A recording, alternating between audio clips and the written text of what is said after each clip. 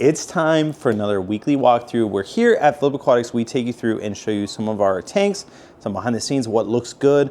This week we have some fan favorites, plus some guppies and endlers. So you guys sit back. We're gonna head on down to the fish room to show you what we got for you guys.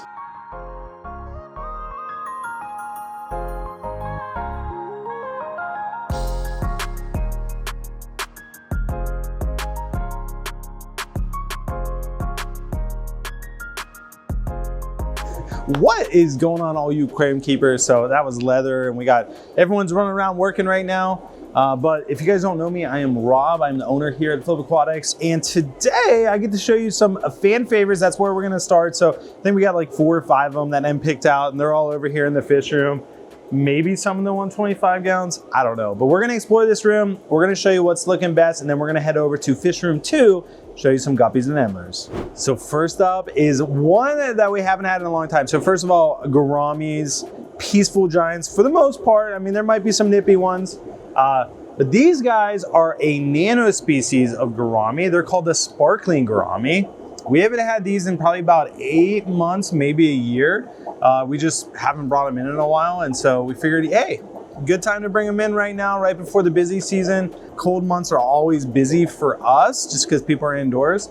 These guys stay to about, I want to say 1.5 inches, maybe like 2 inches at the max. I see some monsters in here. But these ones are all pretty much full grown. We got them in and they were just huge. So really pretty, again, about 1.5 inches, 2 inches. We keep pretty much everything we talk about today. I'll let you know in the video when we transition to a different water parameter. But everything we're gonna see at the beginning is kept in our 50-50 mix, which is tap water mixed with RO water. And then we add a little bit of GH in there, shrimple GH. And we get to about 120 TDS, if you guys know what total dissolved solids are. Our GH content is usually about 5 to 6. You know, and it depends on the season because our tap water changes. And then KH usually like 2 or 3. So we always aim for a 2-to-1 ratio. And then pH for these guys, again, this goes for all of our tanks that we're going to talk about at the beginning. It's about 7.4 to about 7.6. Might get up to like 7.8, but very hardy fish, at least the way we keep it. Really great option if you guys have a community tank, if you want a little bit smaller fish for maybe a smaller community tank, like a 10-gallon tank. These guys would do really good. As far as like keeping them together, I mean, you could get one, you could get a group of 3, 4, 5, something like that. These guys are gonna do great for you. They do have a really pretty like blue shimmer to their eyes that you get when they change directions. But cool fish, haven't had it in a while, so check them out if you're interested in a little bit smaller of a Gourami. Next up, we got some Killifish. So they're in these 2 tanks right now. These are called Gardener Killies. They're actually really easy to keep. Ignore the leftover food in there. They literally just got fed.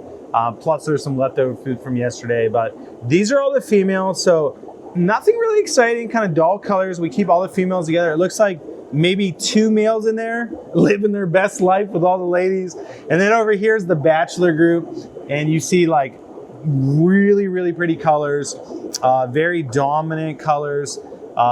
They're actually fine to keep together when it's just male, just female. But the minute you start introducing multiple males with a few females, the males tend to like destroy the females. Like it's just not good. And I apologize for leftover food in there. I should have checked beforehand, but hey, you know, we'll deal with that after the video. But these guys, really, really pretty. If you want to breed them, I recommend 1 male to 2 females. I think that's what we sell on the website is trios. We also sell just males, just females. If you just wanted this because it looks so good, you could just get 1 male. You don't need to get the females, but really cool fish, beautiful colors, easy to keep, easy to breed if you're looking to breed something a little bit different. These guys would make a really fun breeding project. Next up is one that is kind of hard for us to keep in stock. Sometimes they come in bad, sometimes they come in great. It just depends. But these guys, these are Hillstream Loaches. They're a really unique fish. If you've never seen them before, if you're someone new to the hobby, these guys are completely interesting, unique. You never see them, at least like you rarely, I would say almost never can you go to a fish store and actually find these. So these are somewhat rare fish. They are a little pricey. I want to say they're around like the $20 mark, but really cool. They come from very fast moving streams with high oxygen content and cooler water. to give you an idea, we don't have any water flow in this tank. We're just using a sponge filter. They're fine without flow, although they prefer flow. And these are like a grazer algae eater type. They're not like the best algae eater in the world, let's be honest, but they're gonna eat whatever's on the bottom. So you wanna feed like a powder food that's gonna set on the bottom, they're gonna eat it from there. As far as like temperature, we keep our fish room at like, I wanna say 72 to 74 degrees. And so these guys probably sit at like about 70 degrees. Now, can you keep them warmer than that? Yeah, of course you can. Like you can, they can probably adjust to a wider range of parameters, but if you want to set up a tank that is specific to these guys, you want to do cool water, fast flow, and high oxygen content. That's what they're going to enjoy the most. Outside of that, you can definitely set them up, and you know, a lot of people have even bred them in captivity. The biggest thing for these guys, if you really want them to live their best lives, get a bunch of like smooth river rock, make like a rock corner or a rock layout, and these guys are just gonna zoom in and out of those, eat all this stuff off of them. It's gonna be, they're gonna love it. So that's gonna give them the best chance of breeding and success, but very cool fish if you're looking for something a little more unique. This one is probably my favorite fish that we're gonna talk about. It's called the green Kubotai. It's a green rasbora, super peaceful, but has like literally the most amazing colors. So they are a translucent green. And what I mean by that is like, it isn't like you can't see through them because they're absolutely transparent. You can see all their organs, you can see their poop, you can see their stomach, like you can see everything. And they have like this lime fluorescent kind of green color. And so a very, very pretty fish.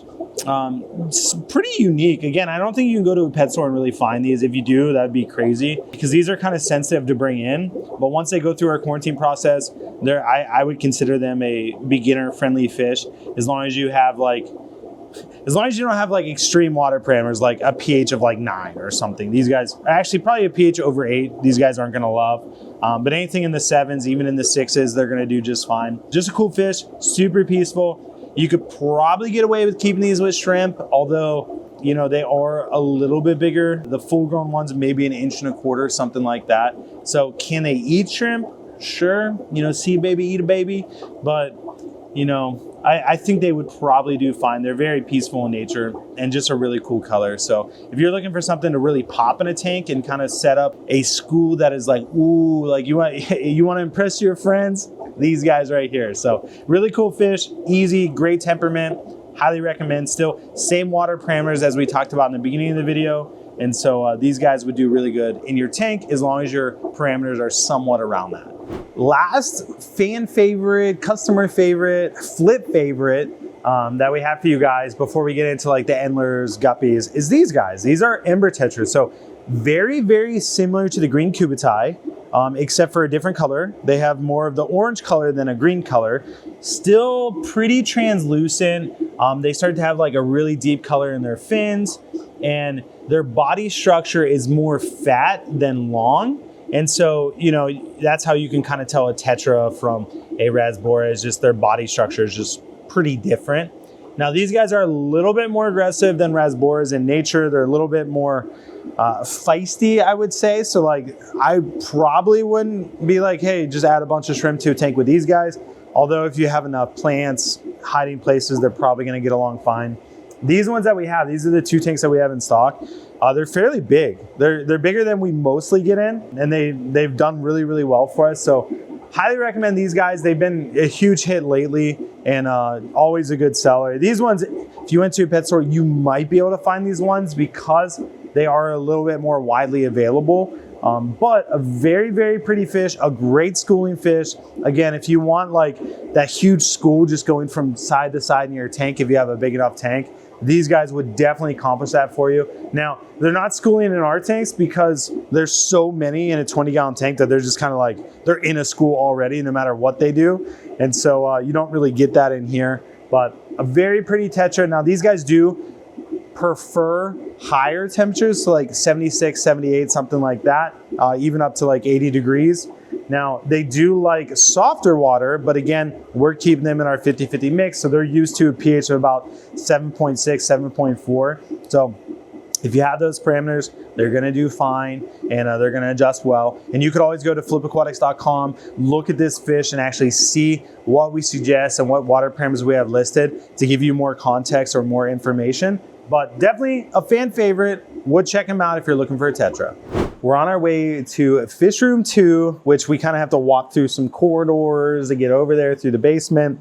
And on our way, we always pass through our Neocaridina room, which has all these huge IBC totes. This is one of my favorite rooms. But the reason I stopped is look in here. I wanted to give a shout out to a plant real quick. This is called guppy grass. And we're getting ready to talk about endlers and guppies. And this is a really, really good plant for you guys to have. It's a great floating plant. It's pretty easy to keep. It's somewhat rare. So like if you're looking for something that you could resell, this would be a really good thing to breed. But why it's so good is because it floats up at the surface, and baby guppies, baby endlers will get up into the surface here and they will hide in this. And this will, and the way that it grows, it leaves a bunch of like empty space so that babies can get in there. And so this is just a really good plant for protecting new fry, new baby fish. And so I think that's why they call it guppy grass. I never like looked it up to affirm that's why, but it makes sense that they call it guppy grass because it's so good for guppies. I'm thinking maybe, and you guys let me know in the comments, let's just change it. Let's start calling it endler grass. It'll be like a rare variation of guppy grass that no one else sells except for us.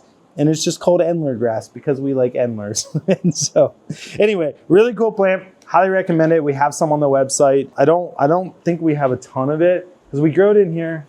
Yeah, there's some. I don't know how much we have in stock on the website, but if it is out of stock by the time this video comes out, just sign up for our out of stock reminders and we'll send you an email or text when it gets back in stock. So you guys know me, I'm an endler guy. And if you don't know me, I'm an endler guy. Welcome to the party. So I gotta pick which ones I talk about, and you know, full transparency, I would pick all of them. So Em had to pick. So she picked 2 really good ones. I give her that. First one is this guy. It's a Japan blue endler. Now these guys have this like amazing neon blue coloration.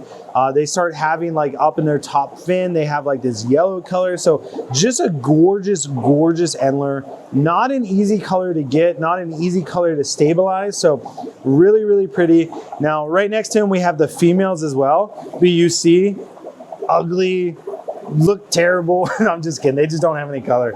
So most endler females don't really have any color at all. And so no surprise there, but we do have the males and females. So if you're looking to breed them, which, come on, you know you want to, I would highly suggest getting them. And another huge shout out is these guys come from Czech. The Czech Republic is known for being just phenomenal breeders. They breed high quality stuff. And so when we bring these in, they're super expensive compared to like everything else that we bring in. And that's because the quality's there. So these guys are actually bred by aquarium hobbyists in a different country. They're not like farm bred in mass quantities. Like these guys actually do a good job. So that's why we order so much from them. So those are really cool. And then the other one we got, oh, and I told you that I would let you know when we kind of change our parameters. So all of these ones we're talking about now are going to be tap water, which means the water is much harder. So our pH comes out like 8.6. It ends up stabilizing at like 7.8 or 8. And our GH to KH are a little bit higher. So maybe like 6 to 8, 2 to 4 as far as GH to KH. So again, 2 to 1 ratio is what we go for. And that's what we're talking about now. So just so you guys know. And then as far as temperature, these guys do like higher temperature as well. So like 76, 78. Although we do keep them about 74. But the next one, yellow tiger endlers. So we do got these beautiful, beautiful males. They look like little flames. Like their tail actually looks like the tip of a lighter that's lit. Like they look so cool. And you guys know what the females look like, but we do have females of these ones, still pretty plain Jane colors. These guys, amazing, absolutely amazing, looking good. You don't see yellow tiger endlers very often. The tiger endler is probably the most popular endler out there. Yeah, I would say that's probably pretty accurate. I was thinking N class, but like I don't think many people buy N class just because they're so expensive, although we do have some. They're not listed yet, but we do have some. Huge shout out to Cody if you're watching, Luminen. So these guys, a beautiful variation of the tiger antler with some more pronounced colors. But anyway, you guys know what I meant. Pronounced yellow colors, looking great. So if you're looking for two good antlers, those are two of the best. Maybe next week we'll go over two of the other best ones too. So let's move on to guppies. Now I know most people love guppies, so I saved them for last. Made you guys stay for the very end to see the one thing that you wanted.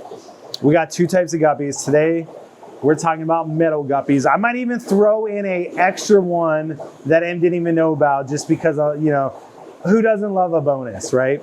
So let's start with red metal dragon guppies. These guys are absolutely gorgeous. Absolutely gorgeous. They have like that beautiful red in their tail. They got that metal pattern in their midsection. Just a stunning guppy. We do have the females form. Now, this gives you a good idea.